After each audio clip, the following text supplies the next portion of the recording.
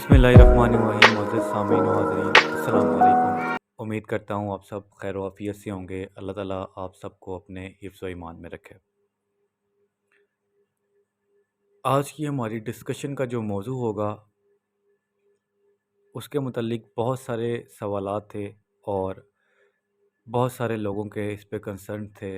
हमारे करीबी लोग, हल्का अहबाब के लोग, बहुत सारे क्वेश्चन जो थे वो मेरे सामने मौजूद थे। तो उनके जवाबात और मार्केट की मौजूदा सूरत हाल के मुतल्लिक आज हम बात करेंगे। सामईन, सबसे पहले तो ये समझना बहुत ज़्यादा ज़रूरी है कि जो पाकिस्तान का रियल एस्टेट सेक्टर है ये कितना ज़रूरी है और इसका क्या रोल है हमारी इकॉनमी में। एक एनालिसिस के मुताबिक सालाना पाकिस्तान में 5.5 बिलियन डॉलर से 6 बिलियन डॉलर तक जो है वो इन्वेस्टमेंट आती है, इन्वेस्टमेंट की जाती है। ओवरसीज़ पाकिस्तानी है, अंदरूनी मुल्क पाकिस्तानी है, इनकी तरफ से आती है। और जो आपकी रियल एस्टेट सेक्टर है ये कंस्ट्रक्शन, हाउसिंग, इन सब को अगर आप इकट्ठा करें तो ये आपकी टोटल जीडीपी में 9% तक जो है ना वो कंट्रीब्यूट करता है। इस बात से आप अंदाज़ा लगा लें कि ये रियल एस्टेट सेक्टर जो है वो पाकिस्तान की इकॉनमी में क्या रोल प्ले करता है। मैं थोड़ी ओपनली बात करूंगा और बड़े क्लियर एनालिसिस के साथ करूंगा ताकि इसमें कोई दो राय ना रहे और समझने वाले के लिए जो है ना वो आसानी हो, और जो हम अपना मैसेज कन्वे करना चाह रहे हैं और जो लोगों तक पहुंचाना ज़रूरी है वो भी उन तक पहुंच जाए। मैं अपनी बात को कम वक्त के अंदर मुकम्मल करने की पूरी कोशिश करूंगा।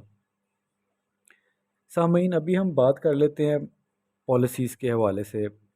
अभी जो मौजूदा हुकूमत है इनकी पॉलिसीज़ और जो पीछे साबका हुकूमत गुजरी है उनकी पॉलिसीज़ के हवाले से क्या ऐसी वजूहत हैं जिनकी वजह से 1 से 1.5 साल के अरसे के अंदर जो है वो रियल एस्टेट सेक्टर जो पाकिस्तान का है वो तरक्की की राह पे चलता हुआ बिल्कुल बैक की तरफ आ गया है। डिफ्रेंसिएशन जो डाउनफॉल है वो तकरीबन 50, 60, 70% तक आ रहा है।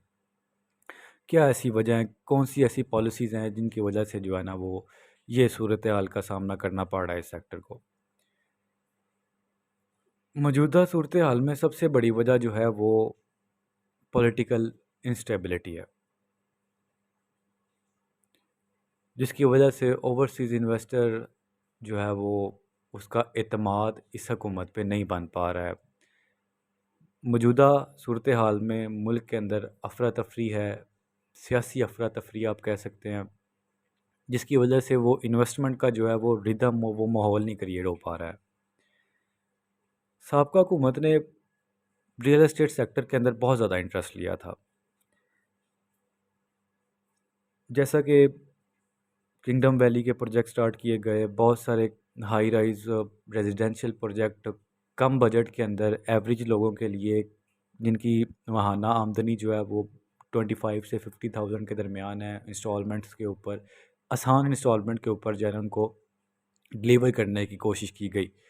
इस तरह के काफ़ी सारे प्रोजेक्ट्स हमारी नज़र से गुज़रे, जिसमें एक प्रोजेक्ट जो है रावलपिंडी के अंदर किंगडम वैली है और बड़े मुनासिब कीमत के अंदर जो है वो 4 साल की, 5 साल की इंस्टॉलमेंट के ऊपर जो है वहाँ पे प्लॉट मिल रहे हैं। जो साबका हुकूमत थी उसने सबसे बड़ा जो इनिशिएटिव ओवरसीज़ पाकिस्तानीज़ को दिया था वो दिया था रोशन डिजिटल अकाउंट का, जिससे रकम की मुंतकिली और टैक्सेशन के मामलों के अंदर बहुत सारी आसानी पैदा हो गई थी और रियल एस्टेट सेक्टर के अंदर उस अमाउंट की वजह से बहुत ज़्यादा बूम आया था। रियल एस्टेट सेक्टर की नहीं, पाकिस्तान के बहुत सारे जो इकनॉमिकल जोन्स हैं उनके अंदर काफ़ी ज़्यादा तेज़ी आई थी और ये 2021 और 2022 वाला एरा हमारे सामने वाज़ेह है हमारे सामने। लेकिन मौजूदा हुकूमत की नाअहली और इंस्टेबिलिटी और कमज़ोर पॉलिसीज़ की वजह से इस वक्त जो सूरत हाल है उसके कुछ मैं स्टैट आपके सामने जो है वो डिस्कस कर लेता हूँ, क्योंकि हमारा बेसिकली जो रुझान है ज़्यादा सोसाइटीज़ जिसके अंदर मैं प्रॉपर डील कर रहा हूँ, मेरी टीम डील कर रही है, वो डीएचए लाहौर है, डीएचएज़ ही हैं ऑल ओवर पाकिस्तान। गुजरांवाला, मुल्तान, बहावलपुर, कोयटा, इसके अलावा बहरिया टाउन, सिटी हाउसिंग, इस तरह की सोसाइटीज़ हैं सारी। तो मैं आपके सामने डीएचए लाहौर के कुछ एनालिसिस रख रहा हूँ, कुछ स्टैट्स मौजूदा रख रहा हूँ। डीएचए लाहौर के अंदर जो मौजूदा डाउनफॉल है ट्रांसफ़र का, वो एक अंदाजे के मुताबिक 70% तक जो है ना वो ट्रांसफ़र्स यहाँ पे डाउन है। लोग अपनी मदद आपके तहत जो है वो, जो लोग होल्डिंग कैपेसिटी रखते हैं उसको होल्ड कर रहे हैं, लेकिन जो नहीं रख पा रहे वो फिर काफ़ी कम रेट पे आके मार्केट में सेल कर रहे हैं, जो नुकसान में जा रही है मोस्टली। 9 प्रिज्म की स्लाइड्स भी जो हैं वो डाउनवर्ड हैं। अगर हम बात करें डीएचए मुल्तान की, तो डीएचए मुल्तान 2022 के स्टार्ट में एक बहुत अच्छा प्रोजेक्ट था, अच्छा जा रहा था, रेट्स जो थे इसके हाई थे, लेकिन मौजूदा सूरत हाल में तकरीबन 20 से 30% जो है ना वो इसका डाउनफॉल है। इसी तरह अगर हम बात करें डीएचए गुजरांवाला की, तो फर्स्ट लोकेशन बैलेट के बाद ये डीएचए मुल्तान से भी अच्छा प्रोजेक्ट जा रहा था, राइजिंग इसके रेट्स जो थे वो अच्छे थे, लेकिन अभी ये भी 40 से 50% जो है ना वो इसके रेट डाउन है।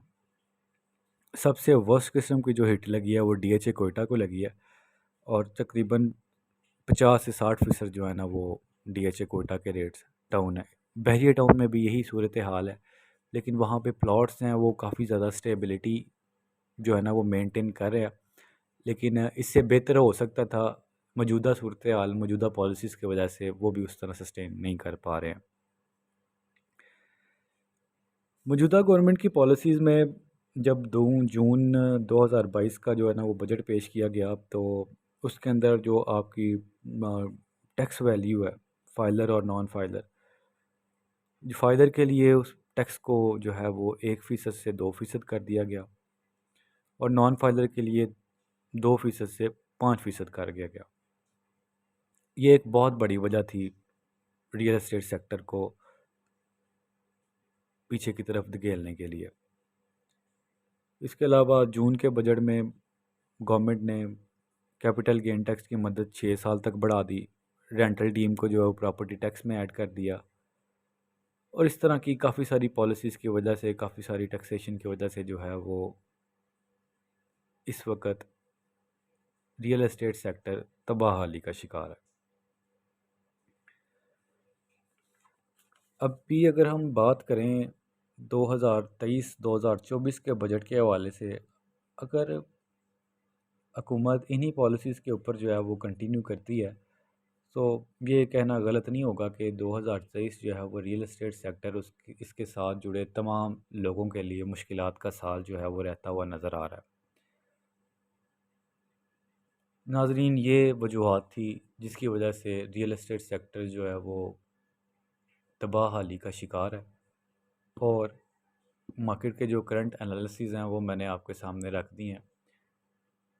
इन सारे सिनेरियो के अंदर रियल एस्टेट सेक्टर का एक सेक्टर जो कंस्ट्रक्शन का सेक्टर है, इसके हालात जो हैं वो बाकी प्लॉट्स और कमर्शियल रेजिडेंशियल वगैरह से जो है बेहतर है। इसकी बेहतरी की क्या वजह है और किन वजूहात की वजह से ये बेहतर है, रेंटल वैल्यू, इस हवाले से हम आने वाली वीडियोस के अंदर बात करेंगे। अल्लाह ताला मुल्क पाकिस्तान पे अपना ख़ास फजलो करम और अपने रहमत की नज़र अता फ़रमाए। आमीन।